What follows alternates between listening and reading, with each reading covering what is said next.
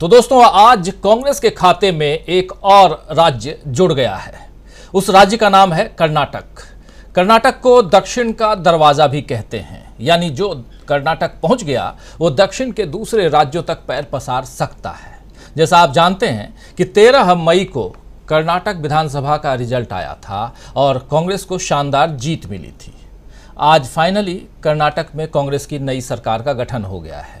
एक भव्य शपथ ग्रहण समारोह में सिद्धारमैया ने कर्नाटक के 30वें मुख्यमंत्री के तौर पर शपथ ली और उनके साथ डीके शिव कुमार ने उप मुख्यमंत्री पद की शपथ ली और साथ साथ 8 दूसरे विधायकों ने भी मंत्री पद की शपथ ली है। और बताया जा रहा है कि समारोह की तैयारियां शिव कुमार की निगरानी में ही हुई है। यानी कल तक जो लोग इस इंतजार में बैठे थे कि उन्हें सिद्धारमैया और शिव कुमार के बीच अनबन और कांग्रेस में फूट का मसाला अपनी खबरों के लिए मिल जाएगा, उन्हें इस बात से शायद निराशा हुई होगी कि कांग्रेस के दोनों कद्दावर नेताओं ने हाथ मिलाते हुए, मुस्कुराते हुए नई सरकार का गठन कर लिया है।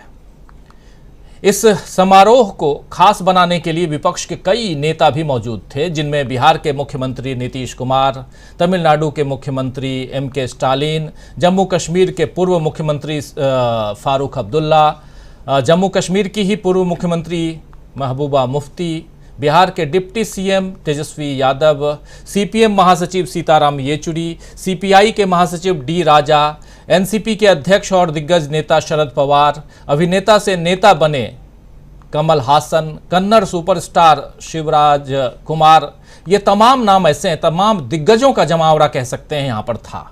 इस लिस्ट में ममता बनर्जी और अखिलेश यादव, मायावती, इन सब का नाम नहीं था, लेकिन ममता बनर्जी और अखिलेश यादव के रिप्रेजेंटेटिव जरूर यहाँ मौजूद थे। दरअसल कर्नाटक का ये शपथ ग्रहण समारोह एक तरह से 2024 के लिए स्टार्टिंग पॉइंट है, स्टार्टर कह सकते हैं, स्टार्टर है।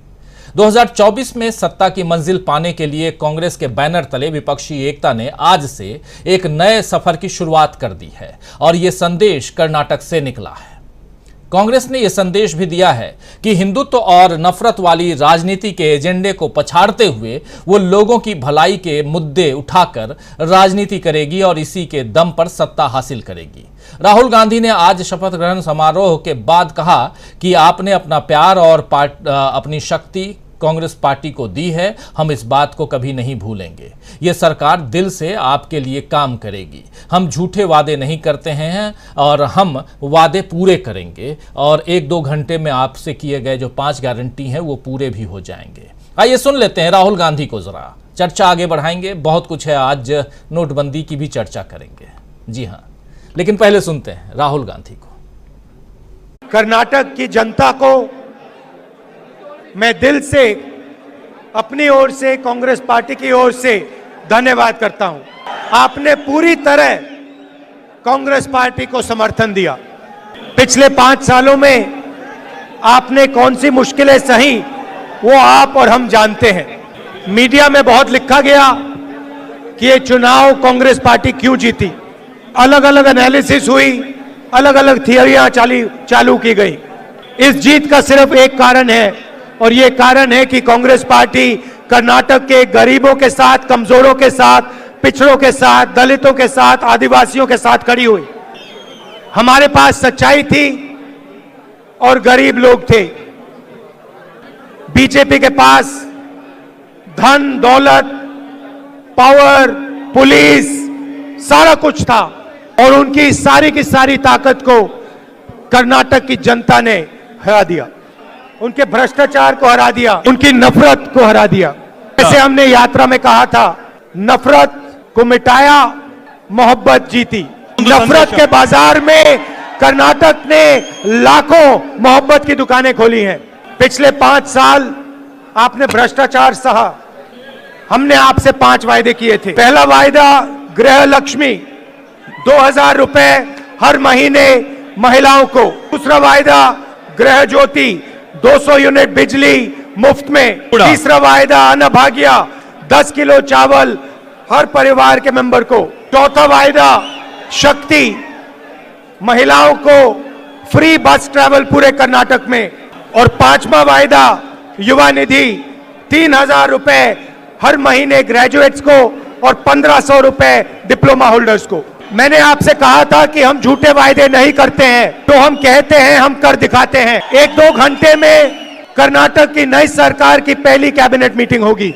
उस कैबिनेट मीटिंग में ये 5 हमारे जो वायदे हैं ये कानून बन जाएंगे।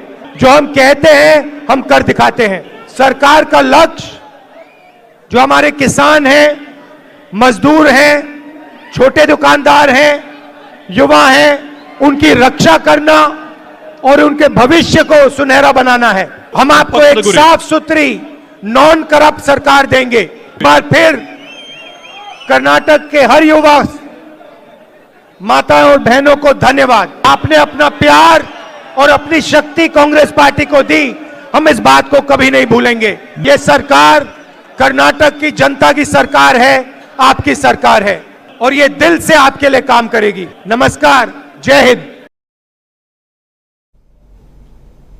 तो एक छोटे से भाषण में राहुल गांधी ने अपनी तमाम वो बातें जिससे जनता को वो कनेक्ट कर पाए वो यहां रख दिए। राहुल गांधी 5 गारंटी जो बार बार दोहराते रहे चुनाव प्रचार अभियान के दौरान, वो भी यहां सामने रखते हुए, और ये कि ये 5 गारंटी थी जो अगले 1-2 घंटे में जब कैबिनेट की बैठक होगी तो उसको हम कानून का दर्जा दे देंगे, यानी अध्यादेश लाएंगे। और दूसरी तरफ मल्लिकार्जुन खड़गे जो कांग्रेस के अध्यक्ष भी हैं और कर्नाटक से ही आते हैं, उन्होंने कहा है कि उनकी पार्टी की सरकार सभी तबके के लोगों को साथ लेकर और प्यार से चलेगी। नई कांग्रेस सरकार ने कैबिनेट की पहली बैठक में चुनाव के दौरान किए 5 गारंटी को सैद्धांतिक मंजूरी दे दी है।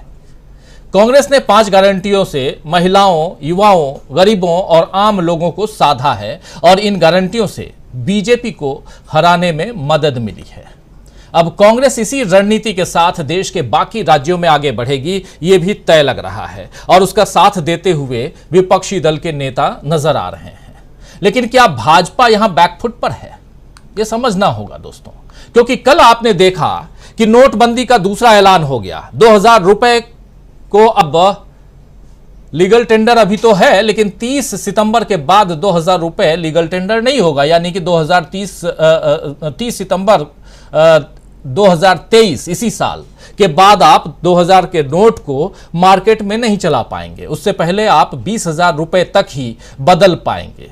23 तारीख से इसकी शुरुआत हो रही है, 23 से, यानी मंगलवार से। तो एक और नोटबंदी। प्रधानमंत्री नरेंद्र मोदी देश में नहीं है, विदेश में हैं, और इस बार यह भी दलील दी जा रही है कि ये जो नोटबंदी की गई है ये आरबीआई की तरफ से ये नोटबंदी है। तो आरबीआई की तरफ से तो होना ही चाहिए।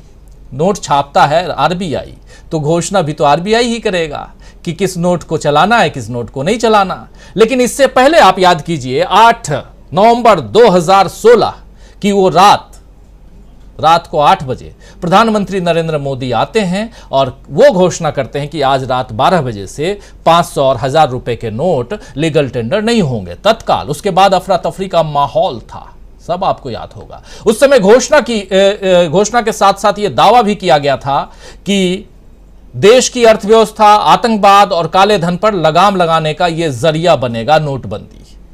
और उसी पर अब मोदी सरकार यू टर्न लेती हुई दिख रही है। कल आरबीआई ने ऐलान किया है, हालांकि आप सब जानते हैं प्रधानमंत्री नरेंद्र मोदी ने पहले ऐलान किया था। सवाल उठता है कि क्या इसका असर आम लोगों पर नहीं पड़ेगा? खैर, इसका जवाब आने वाले चुनाव में मिल जाएगा। 2016 के 8 नवंबर को जब यह घोषणा हुई थी तो इसके बाद सबसे पहला चुनाव था उत्तर प्रदेश का, और उत्तर प्रदेश में बम्पर जीत मिली थी बीजेपी को और कहा गया कि नोटबंदी का कोई असर नहीं पड़ा। क्या अब आने वाले इस छोटी सी अगर कह लें तो 2000 रुपए आम लोगों के ऊपर कितना फर्क पड़ेगा नहीं पड़ेगा ये तो समय बताएगा। लेकिन चुनाव भी सामने है, एक नहीं 5-5 राज्यों के चुनाव हैं। उन चुनावों में इसका क्या असर पड़ता है ये देखने लायक होगा। दूसरी तरफ बीजेपी अपने हिंदुत्व के एजेंडे को और धार देती हुई भी नजर आ रही है। 28 मई को, यानी इसी 28 मई को नए संसद भवन जो बिस्टा प्रोग्राम जो इनका है, सेंट्रल बिस्टा, उसमें जो नया संसद भवन है उसका उद्घाटन है 28 मई को। और 28 मई सावरकर की जयंती भी है, यानी हिंदुत्व की राजनीति से बीजेपी हटने वाली नहीं नजर आ रही है। हालांकि बजरंगबली का दांव कर्नाटक में नहीं चला है। तो क्या अब उत्तर भारत में बजरंगबली के से ऊपर भगवान राम पर फिर से लौटेगी बीजेपी, क्योंकि मंदिर का काम बहुत तेजी से चल रहा है, या बीजेपी के तर्कश में धर्म की राजनीति के कोई और नए तीर हैं, यह देखना होगा। कुल मिलाकर कांग्रेस इस बार मजबूती के साथ दोस्तों मैदान में नजर आ रही है और विपक्षी दल खुलकर उसके साथ दिखाई दे रहे हैं। क्या कांग्रेस की बढ़ती ताकत से बीजेपी की आफत बढ़ने वाली है? आइए इस चर्चा की शुरुआत करेंगे, लेकिन उससे पहले अभी थोड़ी देर पहले राहुल गांधी ने एक ट्वीट किया है, उस ट्वीट को भी देख लेते हैं। उनकी बाइट को तो हमने देख लिया। राहुल